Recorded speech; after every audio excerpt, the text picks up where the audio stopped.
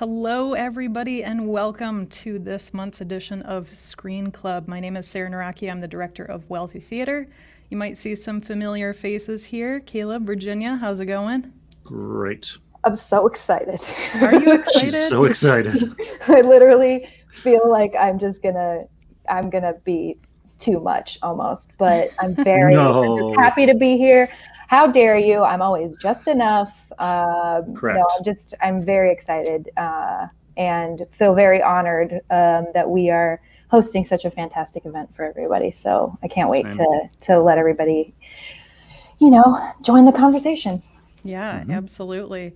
So I know we've got some very special guests that we're going to be bringing in just a minute. But before we dive in, I think both of you guys said we should do this show. But what's your background with Mystery Science Theater? Why do you love it so much that we should have a full hour-long conversation about it? Virginia, how about you? I feel like I should go first. So without exaggeration, this show is like my all-time favorite TV show, right? And we're talking, watched it after Saturday morning cartoons as a kid because Sci-Fi had it back-to-back episodes on their channel. Was after they picked it up. So really, everything that you know and love about this guy is probably formed in a cellular level because of a lot of the humor and the idea of parody and kind of being in on the joke in a reverential way that Mystery Science Theater 3000 really pioneered. And so it just, on many levels, and I know once our guests come, we'll talk about it a lot more in depth, but it was also always a kind show. It was poking fun while being kind. And so that was something that I think, especially when all those little brain waves were forming and synapses were firing and stuff, it was really important, I think, to see that could be a way to be funny, that it didn't always have to be a roast, and so in the very shortest answer possible that I could have given for this question, it was very special to me at a very young age and has continued to be special to me because it's a show that I think grows with you. And I just love it. And I'm so happy to be here. Well, we're happy to have you here. Caleb, what about you? What's your background with Mystery Science Theater? It was a thing that I would have been watching first in high school, somewhere in the mid-90s. And I just never seen anything like it. I'd sort of been primed to appreciate quote-unquote bad movies from growing up watching SCTV and listening to Monty Python records, and Simpsons in that era, that mid-90s era, was so reference heavy, but in a way that just made you want to figure out what they were talking about. And I think with all those things too, it was even from a young age, if I didn't know exactly what the joke was, you still thought it was funny. Like something about it felt funny, and I think it was a way to sort of decode humor and learn more about it and how it works. And just became very beloved to me. And my brother and I sometimes have whole conversations where we realize that we haven't actually talked about anything. We've just quoted MST3K back and forth to each other, but somehow it feels like a fulfilling conversation. So, absolutely. Well, and this show has a special place in my heart because of its origins of starting on public access. And as we talked about with the Mr. Rogers' Neighborhood episode of Screen Club, just talking about the importance and significance of what public access was in the 80s and 90s. And to know that something that we're talking about so many years later started there, it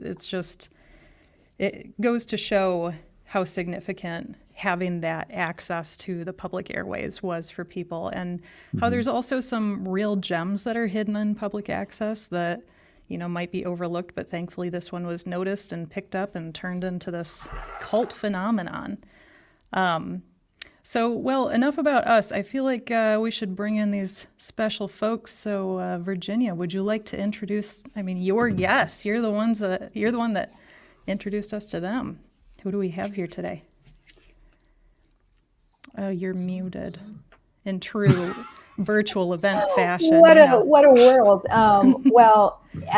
Internet world, everybody that's watching, live audience, Spotify listeners, we're so thrilled and honored to welcome our guests of honor, Trace Beaulieu and Frank Conniff. Thank you both so much for being here. Thank you. Hey, Thank you how for you doing? having us, and thank you for those lovely introductions about the show. That was awesome. Oh, it's always it was weird because that we were talking before Trace got on, and I was just being so honest with Caleb, and I was like, yeah, it was such an important show, and to have the longevity and kind of to know that it is that kind of a show that really it grows with you. I was telling him that I would watch it as a kid, and there was a level of jokes that I understood, and then the older I got, those references became more relevant to me. And now I since I last saw you guys, I actually had a little kid of my own. Great. Yeah, he's Congratulations. thank you. He's a quarantine baby. He doesn't know what other people are. Keep it that way. Yeah. He's a quarantennial. Yes, that's Yes, exactly right. yeah. So he Keep him away watches from a lot people, of- and he'll grow up to be a comedian.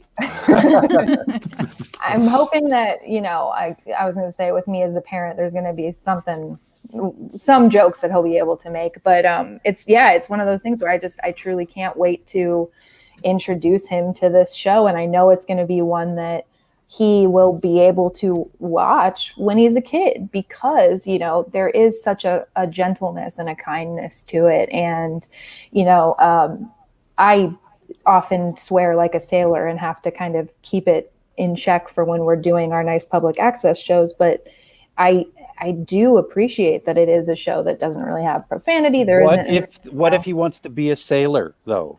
Robbing him of. I mean, but do people still sail? Is that a thing? Didn't that of go out with course. the way of yeah. scurvy? No. Isn't No. Scurvy still Scurvy in? without sailing. The Navy is kept intact mainly on behalf of the tattoo and liquor industries. Sure. So And- My and- favorite the industry. sailors come to port and get tattoos and get Also, drunk. the ripped T-shirt industry is doing very Yes, well with them yes. as well. Sleeveless tees. Mhm. So yeah, I guess we'll just dive right in. Caleb is typically our context corner pal, and I know that you've got some stuff, Caleb. Not to throw it right to you, but we also already have questions from the audience. So this typically is very book style format. We have a conversation, and then the people watching live also will kind of chime in as they see fit. So Cool. Caleb, do you want to context corner us a little bit, my friend? Well, sure. I was just thinking a lot in prepping for this episode how in the late 80s and early 90s, pre-internet, I feel like if you were weird, you had to really look for weird stuff, and you loved looking for weird stuff. And that's why, it'd be hard to explain to a younger person now why we found ourselves at 3 a.m. just watching infomercials. And it's like, well, because it was weird.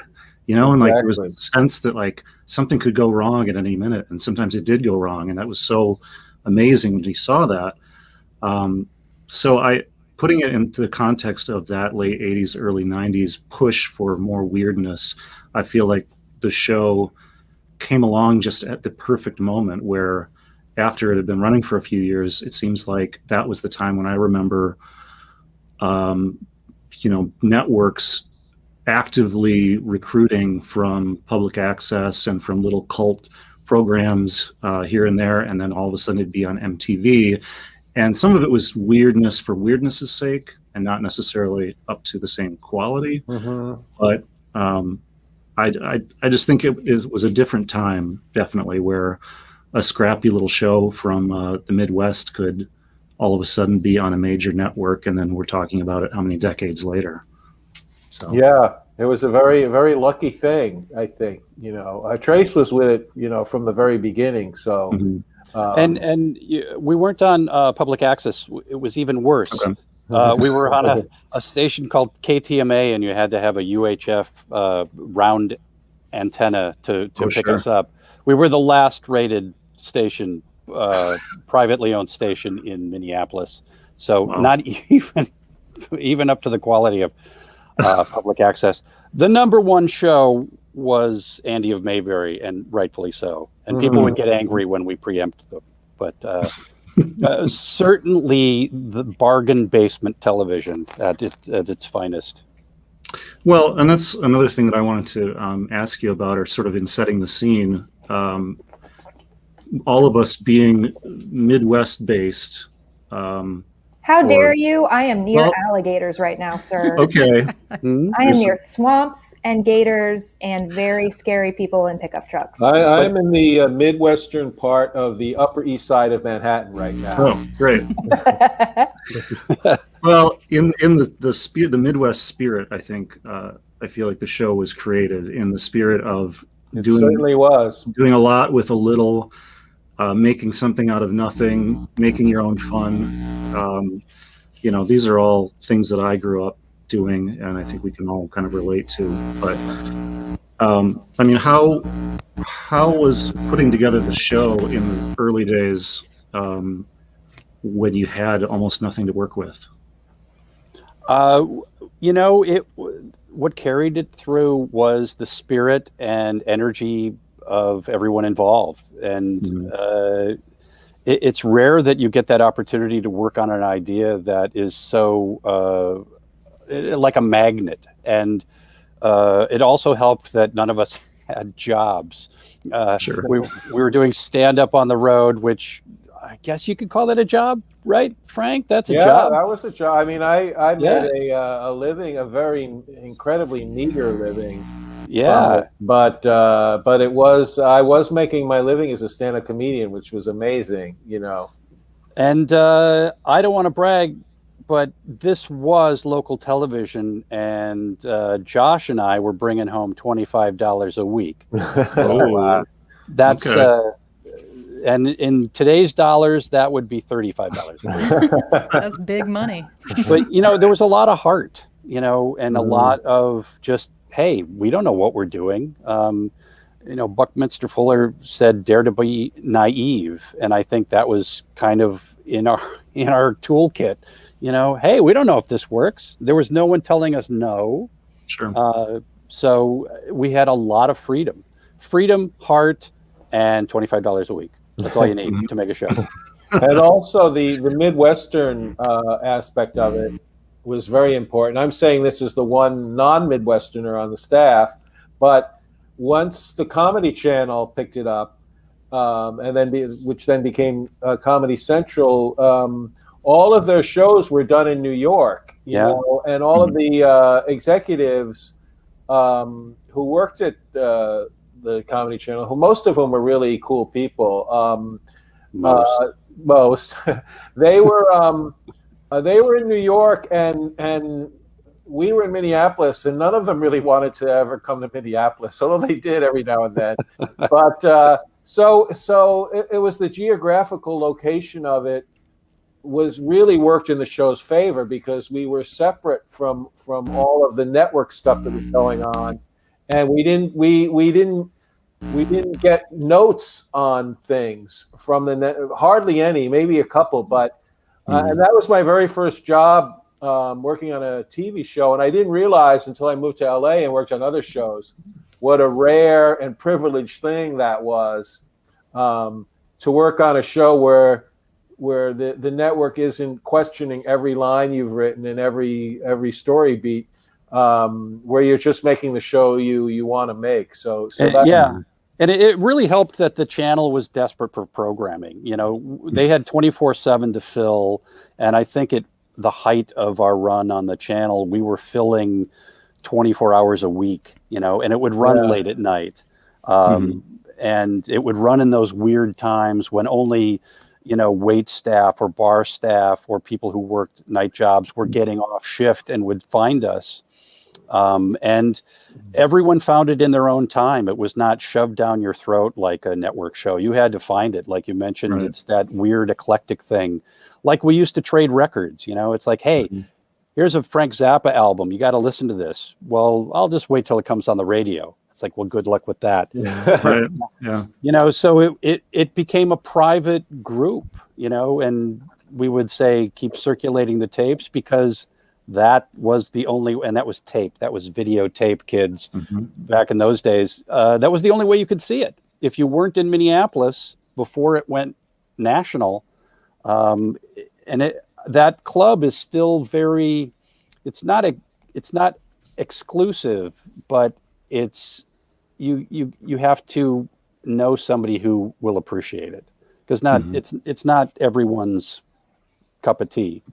But the people that do love it forever. I've said this to you guys before.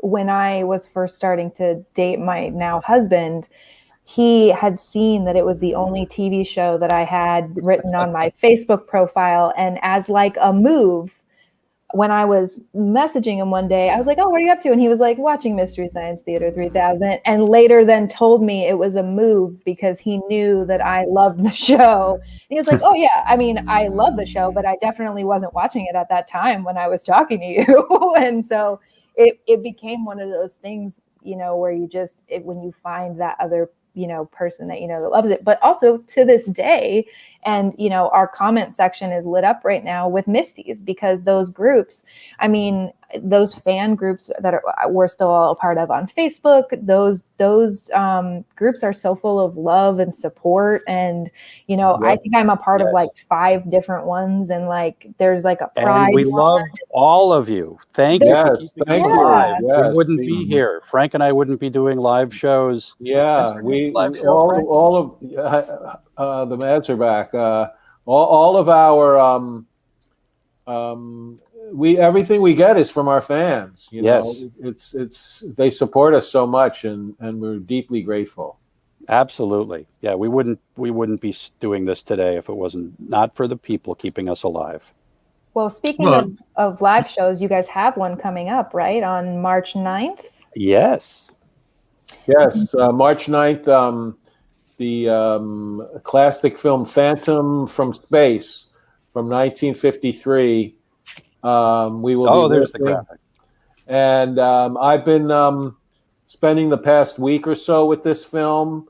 And believe me, it really epitomizes the very notion of the worst we can find. It's right up there with some of the worst. It's not good. I'm just saying.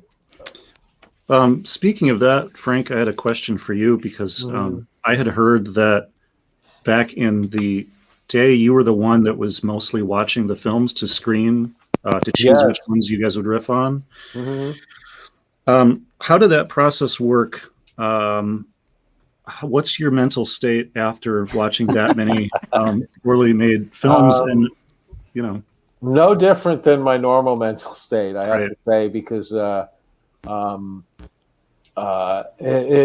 loved it. And when I was a kid and I'd be just watching TV all the time, my mom would say, "Frank, what do you think? You're going to grow up and get a job where you get paid to watch TV?" Sure. And then it happened, So,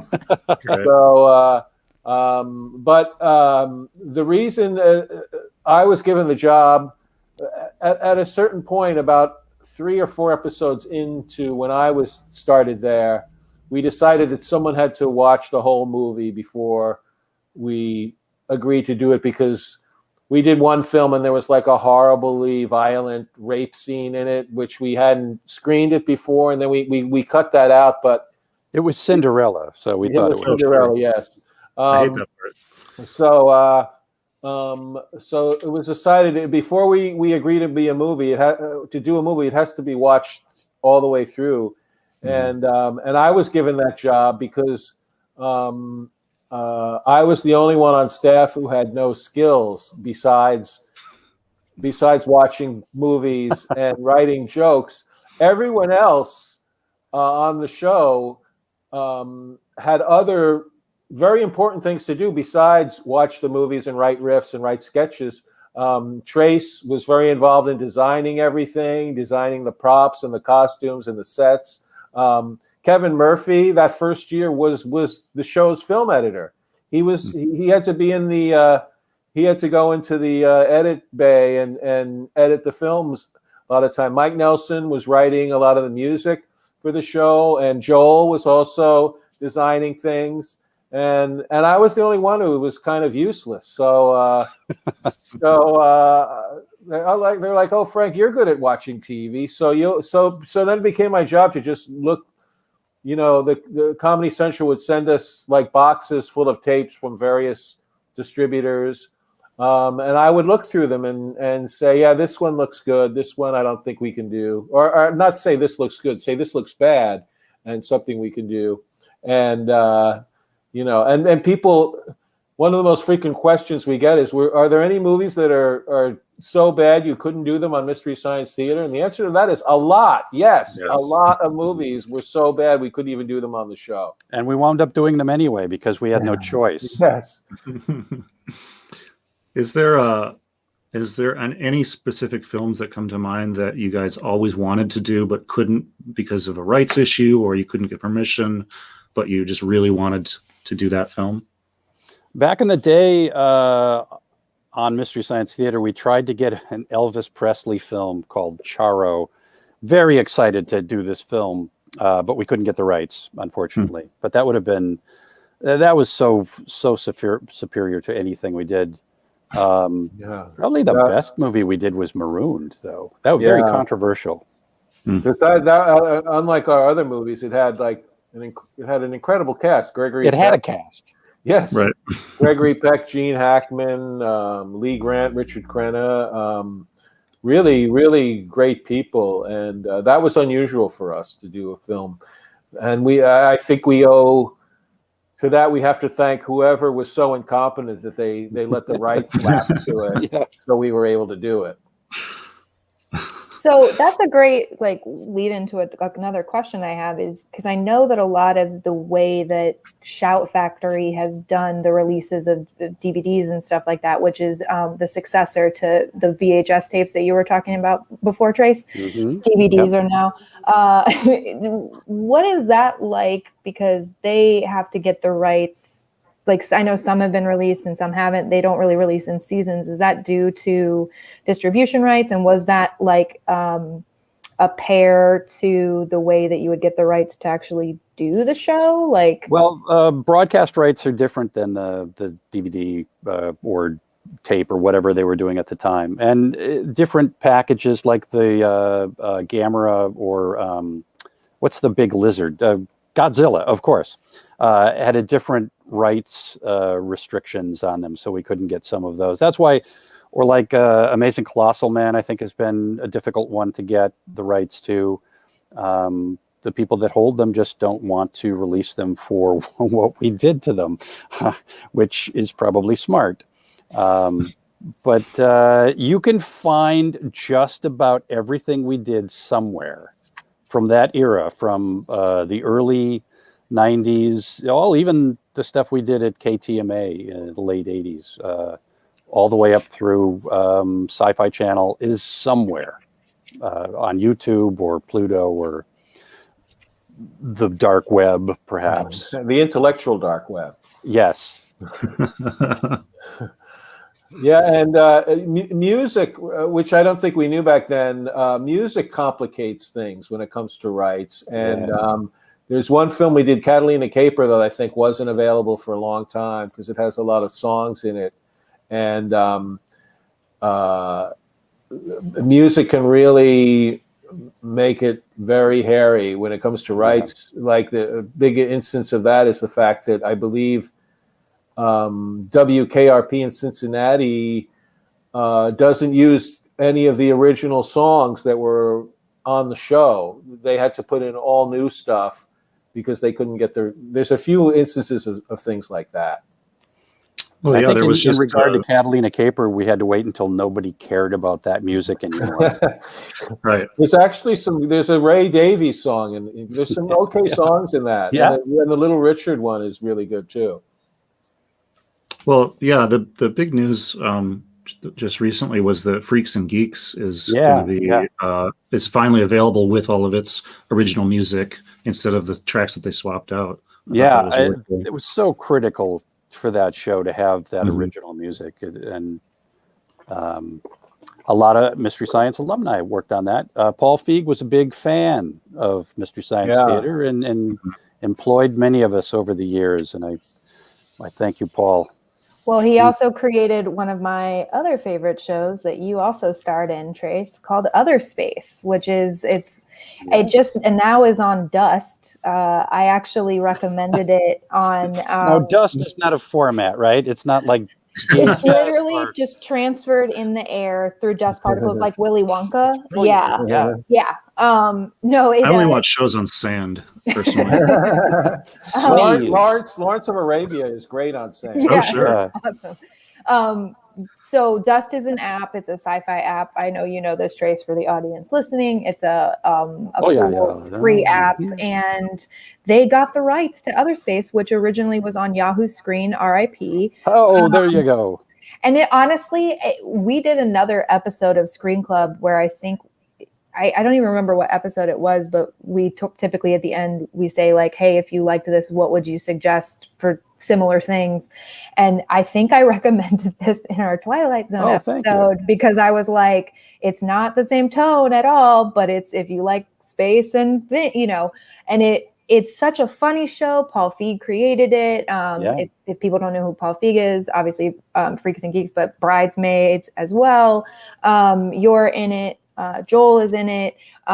Really some like amazing comedians are in it. Melania Von Traub, which I think she's going to play Squirrel Girl for Marvel. Yes. Yeah. They're just, the cast was amazing. It did one season that it was so funny. It was so funny. And tonally, I felt was very similar.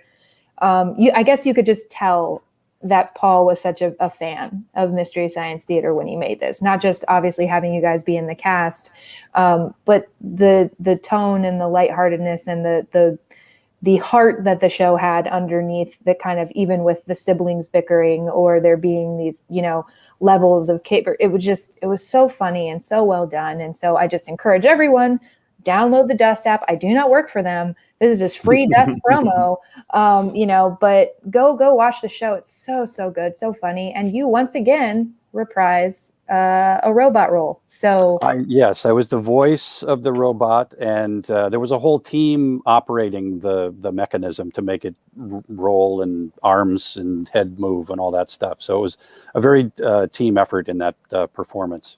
So I can't take full credit. I will, but I can't. So that wasn't you in the robot, you're saying? You're not in there somewhere? They tried to cram me into the box, but it was painful. But that was a great experience. And again, Paul, so generous to he's such a great guy. Offer the role. So yes, seek that out. Go see that. Go see all Paul's stuff, because you'll see every one of our friends in those. Dave Gruber Allen is in the Ghostbusters.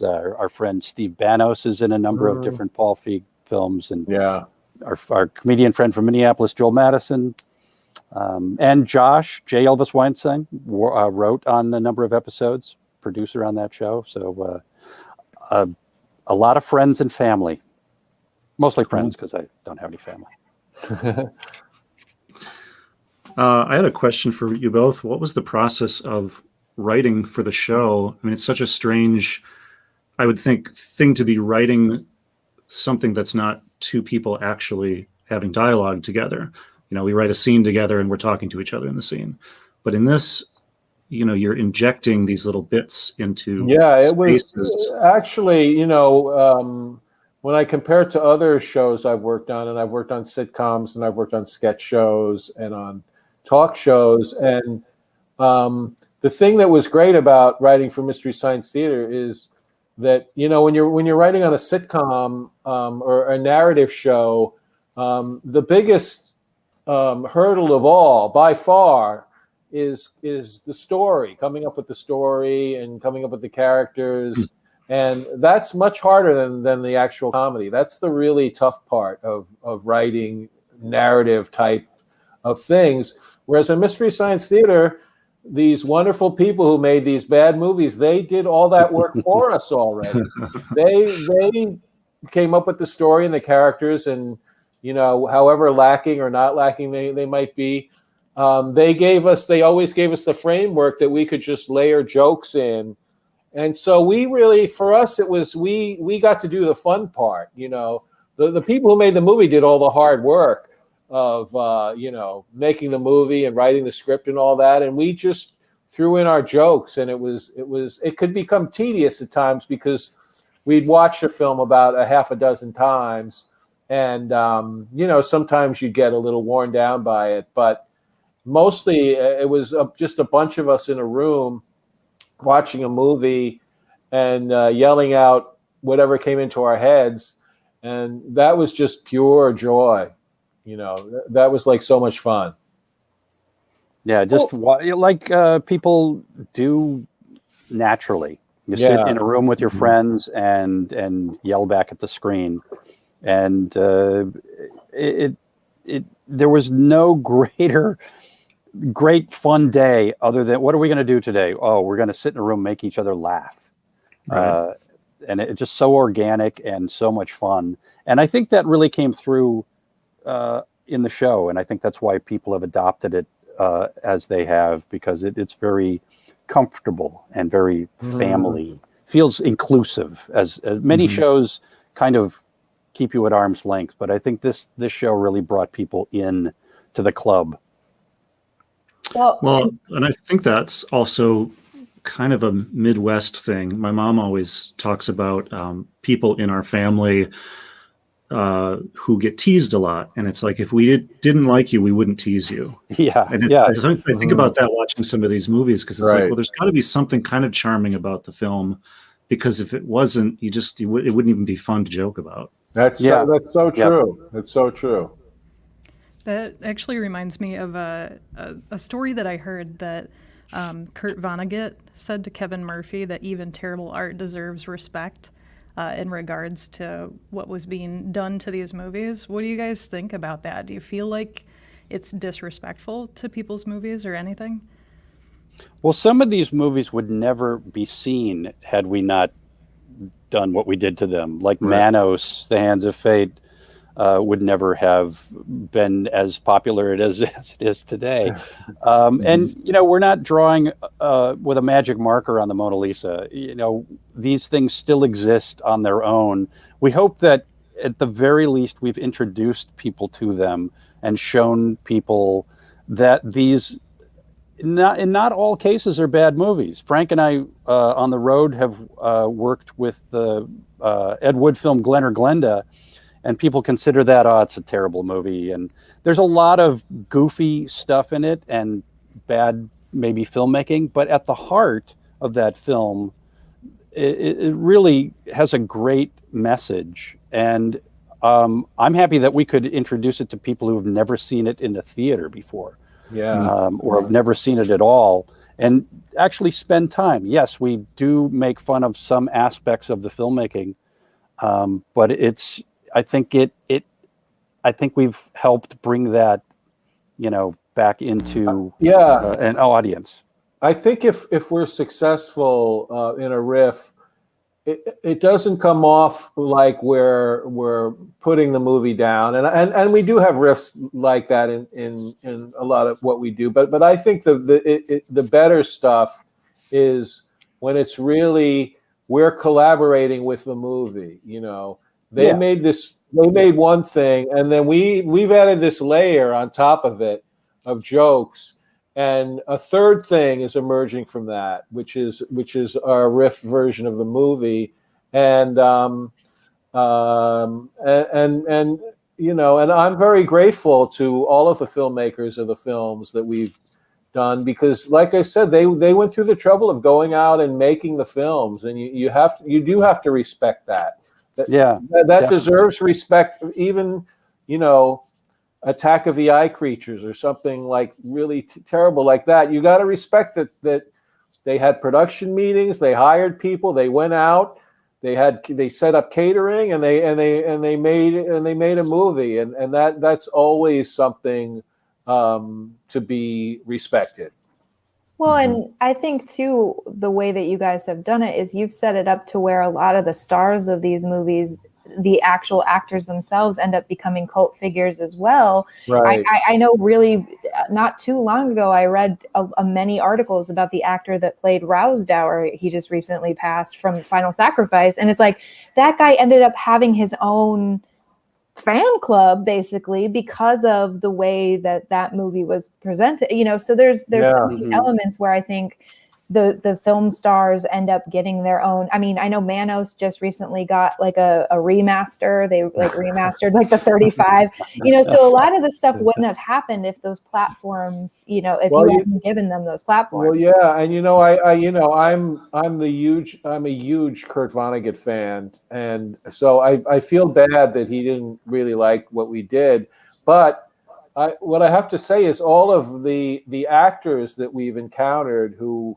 were in the movies that we riffed, all of them really liked what we did. And, Trace became friends with Kim Cattrall, who was in one of our films. And like Miles O'Keefe, who was in another film, he called us up and told us how much he liked it.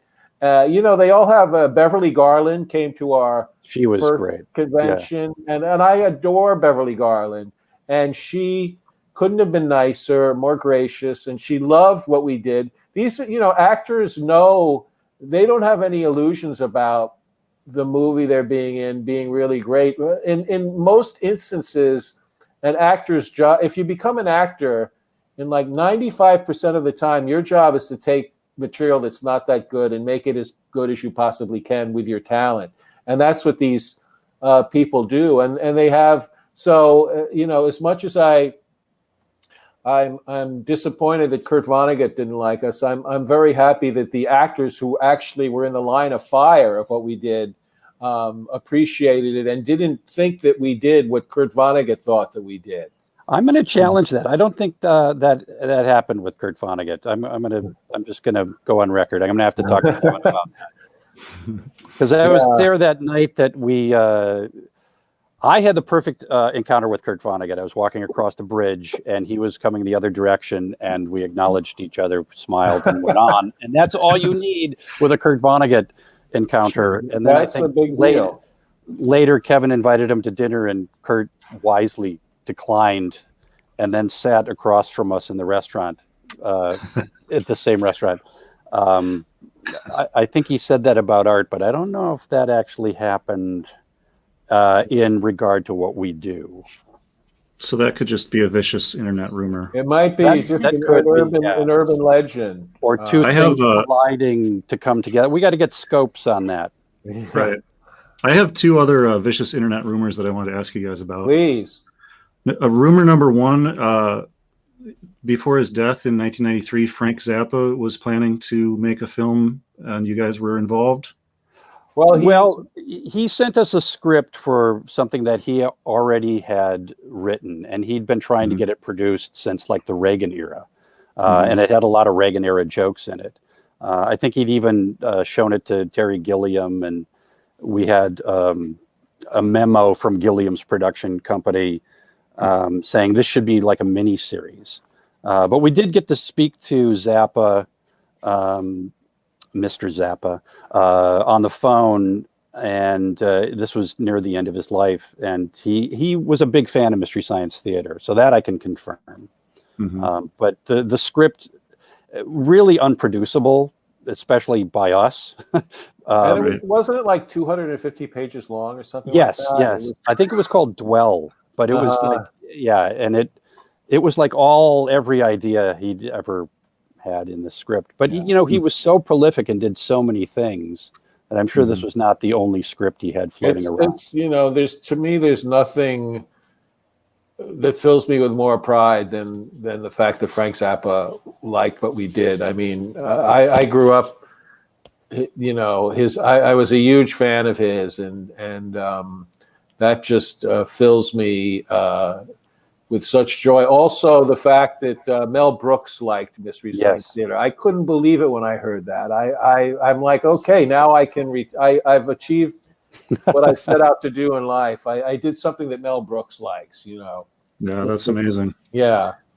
That's not very surprising though, with those two and what they did. And Well, their Mel style Brooks of did humor. his one of his early films was an animated film called The Critic, and it was like Mystery Science Theater. It was a guy in a audience commenting on what was happening in the film, and he mentioned that in an interview that it was a precursor of us.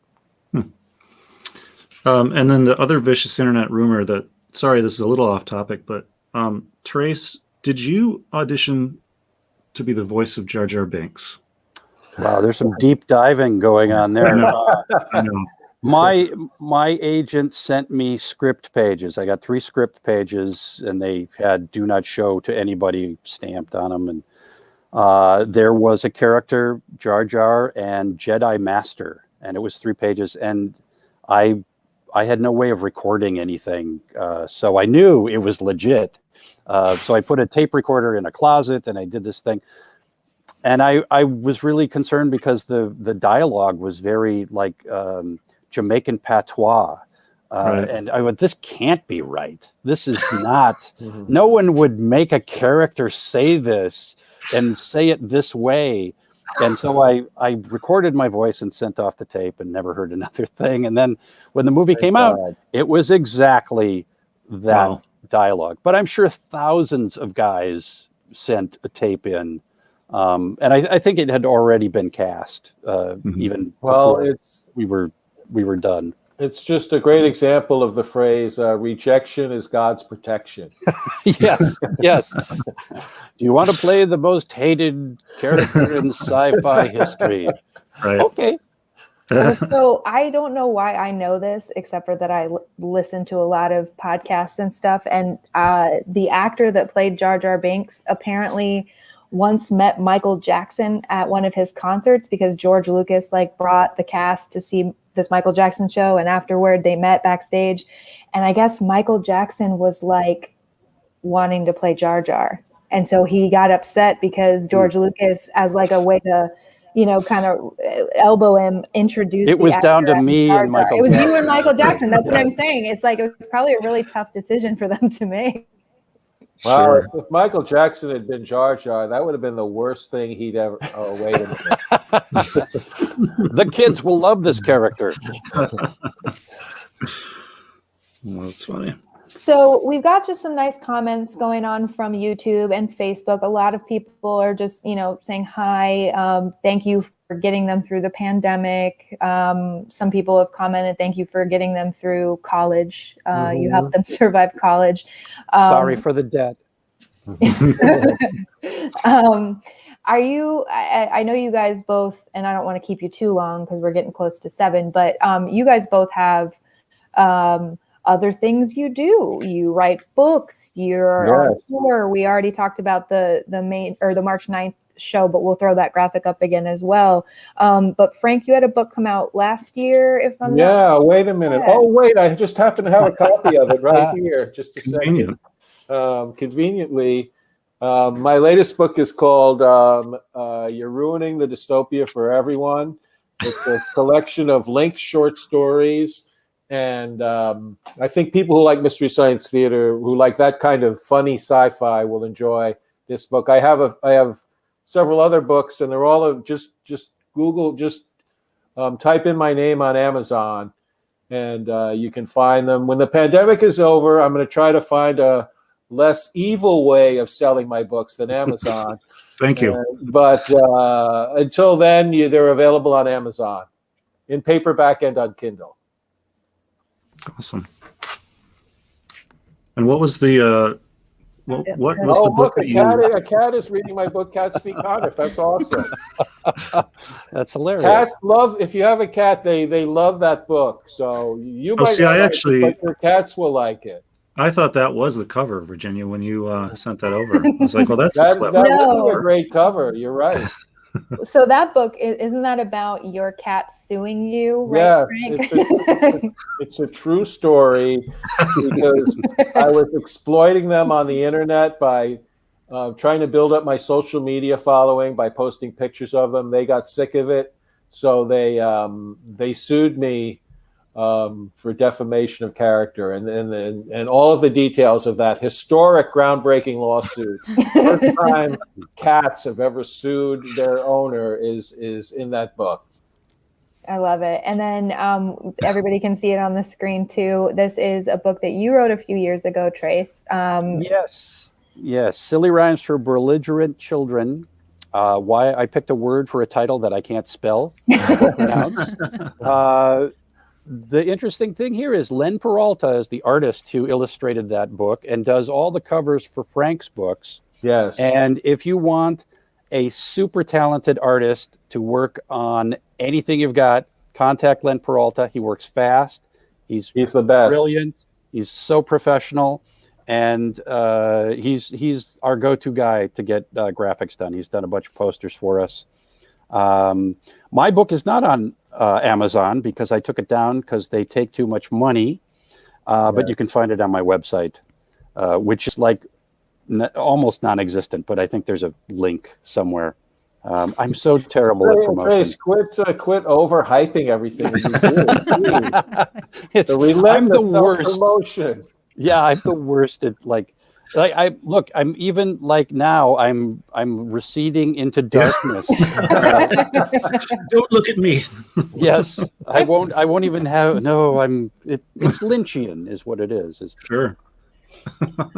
Well, we're rounding out 7:00, and you both have been so generous with your time. So I want to say thank you, and I want to make sure before you hop off that we throw up the graphic for your March 9th show. Oh, thank you. One more time, thank you. For everybody. And so you guys are doing a show pretty much once a month. Yes. Yeah, I think it's always, what is it, the second Tuesday of every month? Second Tuesday of every month, we promise. Wonderful. And it's $10. Portion of that goes to, this month it's going to help our friend Chris Ballas, who is a makeup artist on Mystery Science Theater, to help pay some medical bills because everyone needs help with that. And Chris is a great guy. He's been our friend for years. And if you can help him out, that would be awesome. That's part of your ticket, $10. You get a full movie Rift. Even though Frank believes that Phantom from Space isn't that great, I think it might be almost great. Wow, that's so cool! I'm so glad that Virginia brought that up because I did not know about that. Oh Definitely check yeah, that and you out. guys always wear suits like that too during the riffs, right? Mhm. But since it's at home, no pants. Of Sure. course, Zoom rules. That's Yeah. That's a top only. $20 ticket to see. That's called the Jeffrey Toobin show that we do. Toobin. Is there anything else you guys want to plug? This is that free time where you can just shout it out, or are you just going to thank recede the into fans. darkness? Yes, thank you, Thank the fans. fans forever. I'm going away. Help me pay my lighting bill. Maybe I should get a lamp. Thinking of maybe buying one. Proceeds from the next show go to buying you a lamp. Trace's Yeah. lamp. Yeah, Yeah. Exactly. Well, thank you both so much for being here. We're so Thank grateful you. and It just so was honored. Yeah. delightful to come on. Thank you. Oh. Thank you, Caleb, Sarah, Virginia, everybody. Thank you. Have- Well, that is have a a Thank great- you so much. Tell your cats that we all said hi. Oh, I will. And tell your cats. And the one that read my book. Thank that cat for being such a fan of great literature. All right, guys. We'll see you later. Okay, take care. Bye-bye. Thank you, guys. Oh, Oh, that was magical. that was so Indeed. delightful. They're the nicest gentlemen ever. Oh, man. I feel like I just was smiling for like an entire hour Yeah. straight. Oh, Definitely could have done another couple hours. oh, Went by too 100%. quickly. Like I want to be, the opposite of the Kurt Vonnegut and invite them to dinner and then have them say yes so that I can just be like, but what was it like? Right. So, I mean, I don't want to, keep it going too long, but is there anything else we wanted to add? I know we've got more Cinema Lab stuff coming up. Was there any weird context corner stuff you wanted to throw in, Caleb? Anything that you didn't, any other vicious internet rumors? Unbelievably, I kind of got it. I got everything. It all kind of came out either just organically from them or questions that I had. So, I mean, there's a lot of fun information about, the origins of the show and how they put it together and its various incarnations over the years. But that's all available elsewhere and better organized than I would have it. I would encourage people. Well, are we doing the what to watch next further viewing? Oh yeah, I think that's. I mean, that's the fans. Our fans are waiting Sure. for it. If we don't do that, they'll be so disappointed. Our tens of fans. Well, I was going to say in researching this, I really didn't know much about Joel Hodgson pre MST3K, and he was a pretty successful stand-up comic in the early 80s. He used to write for Jerry Seinfeld. He helped Yeah. write his special, his Madison Square Garden one or HBO. I don't know. I think it was HBO, but yeah, I had no idea about that. And I would really encourage people to search for his appearances on Letterman in the early 80s. I think it's like 1983. He does a couple of spots on Letterman and he just kills. It's exactly my kind of, it's kind of Stephen Wright-ish. It's a little Andy Kaufman-ish. It's a little bit of prop comedy, but like the sleepiest and dopiest that you've ever seen Joel on MST3K, this is like dialed up to 100, and it is just screamingly funny. So doesn't he have props in one of them too?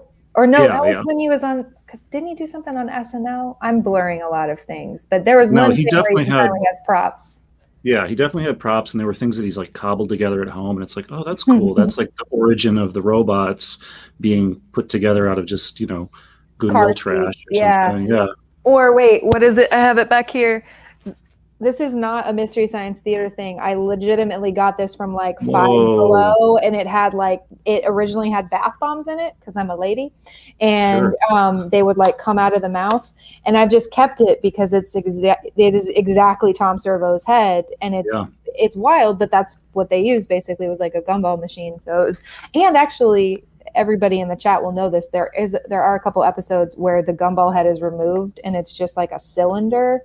And it doesn't look right. I'm not going to lie. It's not his head. I'm just saying. That's funny. Thank you to everybody that's been commenting. We've had such good comments this whole time. Everybody on YouTube, we see you all. Thank you so much. And I feel like everybody has so much knowledge too. They're just like typing and letting us know stuff too. Mm-hmm. Yeah, that's cool to see. Yeah.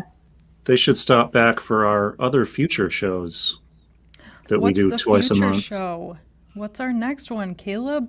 Our next, not Screen Club, but Cinema Lab, where we dissect a film, typically, is going to be the lighthearted romp, 1980s The Shining. And I hadn't seen The Shining for a really long time. It's one of many. I hadn't seen The Shining in a long time. So I really sat down with it, and I've kind of been living in the Overlook Hotel for the last week or month or year. I don't know. It's all blurred together now, much like the events of the film. And I need help. I need saving. So please help me, and please join our discussion next Thursday. Speaking of hotels, maybe also watch that Cecil Hotel series that's on Netflix right now. Nasty boots is all I'm gonna say. Nasty, I don't know nasty, anything about that. Okay. I want that stuff to be fictional. Like anytime it's like true crimey stuff, I'm like, oh, no, Jack Nicholson's not in this. Like, I don't want to know about real life Shining stuff. Like that's a reality show I don't need. That's a documentary I don't need. I mean, thank you for the recommendation, Sarah, but absolutely not is what I'm saying. 100% will not.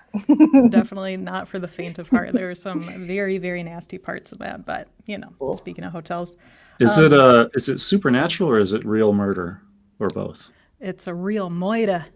Oh, okay. And then some. There's some, Acting like supernatural isn't also real murder. Ghosts kill people. Come That's on. true. just look Yeah. at Casper. Come on, man. That's true. He killed a lot of Friendly people ghosts? in I that movie. don't think so.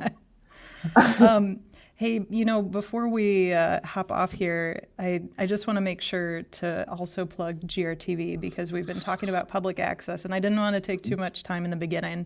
But as Trace and Frank were talking about, that public access or even their station that's not cable access, the beauty of it is not having these networks that are saying like, nope, rewrite it like this, cast this person, that's out of budget, even though it probably is, for public access budget. But just knowing that this platform exists, that you can create whatever content you want to create. And that's the point of having this channel. And we actually still do have a public access channel here in Grand Rapids, and likely in just about every city there is. You might just have to kind of dig around. Either they're going to be part of a media center like we are, the Grand Rapids Community Media Center. Sometimes the stations are on their own. There's also WKTV is in Wyoming, so not too far from us. But our public access channel is GRTV. So you can stream them online on Twitch for sure. I think we're working on getting YouTube up and running too, but we usually kind of reprogram stuff on there as well. Or if you've got Comcast, it's cable channel 24 and 25. But even if you're not able to tune in and watch it, we have the equipment and training and everything that you need to create your own content too. So after you sign up for a membership, you can have free access to professional grade equipment or a TV studio and broadcast live after you get the training. So I just want to make sure that people know that this exists. And we do have some real gem shows that are on GRTV currently that some are kind of in the same vein of Mystery Science Theater. I know there are one or two of them that are like more specifically towards horror films that are like public domain horror films. So if anyone's inspired by the conversation we've had here today, be sure to check out grtv.org, get involved, or just check out what is being programmed on there. So I want to put a little shameless plug in there. Yeah, you never know if a future cult classic is airing right now in its infancy, and you could get on the ground floor of that. Yeah.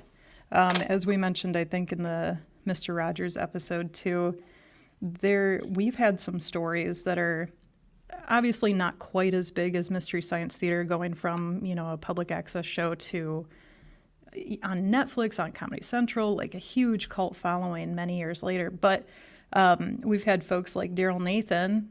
Just about anyone who's from Grand Rapids knows the great Daryl Nathan, who unfortunately just passed away in 2020, but his show, man, I grew up watching that and watching other stuff on GRTV, and there are other stories around the country of people who started on public access and then just blew up because it was, the YouTube before YouTube existed, really. Or if you'd like to blow up, contact GRTV today to be part of programming. Yeah. Because who doesn't want to blow up? And you guys also, you have podcasting equipment for people. So even if you're not into doing television production, you can make a podcast. And I'm sure you said it, but you guys don't have to live in Grand Rapids to watch GRTV. As I have aforementioned, live back with the swamp people, and I still check into grtv.com and watch what's going on live because it's really easy to do it. And I can just like stream it from my laptop and still be like watching all the great stuff that everybody's putting out. So did you tell the folks that this will be broadcasting again live on GRTV? I mean, so many great things. I didn't mention it, but of course it will be. That's man. They already know. We're very natural at promos. I'm just going to say it. Oh, so good. Not clunky at all. But yes, we definitely rebroadcast all of these chats on there. But then we also have our wonderful podcast editor here in the room who is going to chop this up and make it even better. This guy. Boom, boom. He's currently in space. Yeah, just space stuff. Just space stuff. So anyway, long story short, be sure to check out our podcast, check out GRTV. Just check everything out, you guys. Come on. Well, and go to Trace and Frank's show on the 9th, Yeah, that sounds awesome. They've been, I mean, I mentioned it briefly, but like I met them about 4 years ago, and I met them at so I interviewed them at a Comic-Con in Indiana, but I met them at a different Comic-Con because I party in Florida. And I remember telling them at the time, I was like, hey, I'm going to start a podcast soon. if I ever did, would you guys be on it? And not only did they like give me their contact information, they were on my podcast later, because That's they're so just cool. those kind of guys where, like, you know, they're kind and funny and just are always, I think, giving back to their fans. It seems like such a reciprocal thing. So we're so grateful for all of the Misties that showed up for today's event, but just keep supporting them, because that kind of stuff, you know, somebody said it in the chat, it really, you know, it's gotten us through the pandemic. Until we can go do things again, you know, until they can be touring again, until we can all be outside and next to each other when it's safe, like, keep supporting all of your people, you know, because that gives them the opportunity to just keep making the content that we all love, and that has given us so much, you know, during different periods of our life, you know. I just really sound like I am like their publicist, and I'm just a fan, and I think all the Unofficial Misties publicist. feel that way though, you know, and it's such a great community. So I'm so grateful. This was so fun. Yeah. Yeah. Well, thank you guys so much for taking the time out of the day to talk about Mystery Science Theater. And Virginia, thanks for hooking us up with Trace and Frank. That was such a great Yeah, conversation. so cool. Hopefully we can have another convo like that too. So everyone watching and listening, thank you all for tuning in, for your comments, all that good stuff. Don't forget about The Shining. It's going to be exactly this time next week. We will be back here talking about that rom-com fun time. We should probably play that trailer that's like a happy cut of it, like The Oh, yeah. Shining, you know. Family comedy. Yeah, exactly. All right, and then next up in March, we're still kind of debating stuff, but in the meantime, if anybody has suggestions, feel free to message us on, let me pull up the handles here. Either you can message us on Facebook, or it's the same for Instagram, and let us know what you're watching, whether it's TV or movies, and give us suggestions, because this is a book club style discussion. We want to hear what you guys are watching so we can all talk about it. I mean, the three of us can definitely talk forever, but we want to hear what you guys are watching and what you think. So, all right, any last thoughts or questions, comments, concerns? I cry sometimes on these things that we do, and I thought that I was Uh-oh. going to cry today, Here it and I'm comes. not It's going to the cry cry corner. today. It's I'm the just cry going to corner. be emotional. I'm just going to be vulnerable. No, I'm really grateful for this, because, I mean, the three of us know each other IRL, you know, but I moved smack dab in the middle of the pandemic across the country, and the fact that we can still do this, you know, twice a month has really been something that's like helped ground me during a lot of transition. And I'm just really grateful for you both. And I want everyone to know, you know, we've got a lot of new fans watching, so they need to know that I'm the emotional one, you know, but mostly that was all BS. But I'm a normal amount of emotions. I just am very genuinely grateful for you both, and for this community of weirdos that we started out doing it in a theater, and then now we've moved to online, and everybody has kind of rolled with us, and that has it's just been a really warming and grounding thing in my life. So I'm very grateful for you both, and grateful for all the people that, you know, tune in twice a month to come hang out with us. So Well, and likewise. And I think it's a good point to end at, because it's the same spirit of Mystery Science Theater, that, you know, it's a word of mouth thing, then you get into it and you just get sucked in, and it's an amazing community and just a good time. And that's kind of what we're going for, which is why we're doing The Shining, you know, real feel good movie. So, all right, guys. Well, I won't hold you too much longer. So again, thank you so much. I'm really looking forward to next week's conversation too. So until then, we'll see you later. bye. Later.